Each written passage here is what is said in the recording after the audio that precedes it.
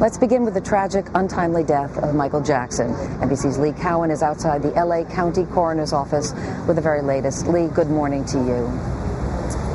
Well, good morning to you, Meredith. As you might imagine, this all moved very, very quickly yesterday. It was a very short drive from the home that Michael Jackson was renting near Beverly Hills to UCLA's medical center, but it appeared it was already too late. He was already in cardiac arrest when the paramedics arrived there, and before they took him on the way to the hospital. As you say, the autopsy will be performed here at the LA County Coroner's Office later on today to determine exactly what led to the pop star's untimely death. Of course that question. The race to save the King of Pop was a valiant one.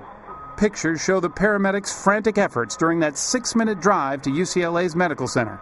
And once Michael Jackson arrived, his brother Jermaine says no one gave up. A team of doctors, including emergency physicians and cardiologists, attempted to resuscitate him for a period of more than 1 hour, and they were unsuccessful. Jackson's attorney was there with the family and could barely put their reaction into words. Went up to him, we hugged, we cried. We couldn't even speak to one another. Jackson's body was choppered from UCLA to USC and then was unceremoniously loaded into a van and driven to the LA County Coroner's Office. The LAPD said it assigned its robbery and homicide division to investigate, but cautioned there was no hint of any wrongdoing. Robbery homicide was assigned to this because of the high-profile nature of it. Don't read into anything as it relates to my team being here. As the news spread, fans spontaneously joined together, many outside the Jackson family home in Encino, California.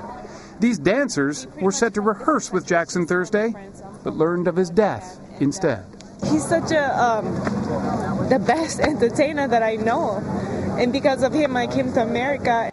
The sidewalk outside the hospital quickly became a memorial too, a strange mix of grieving for a loss and celebrating a unique brand of music. At the Apollo Theater, where Jackson first performed with his brothers back in 1969, fans poured into the streets.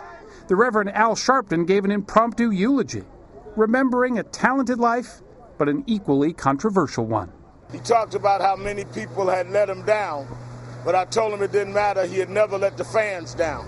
Jackson had rehearsed only Wednesday at the Staples Center in downtown L.A.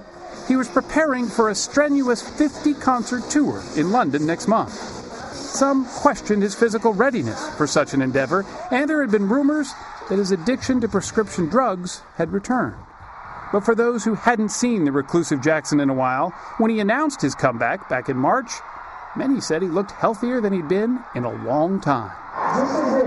This is really it. This is the fight.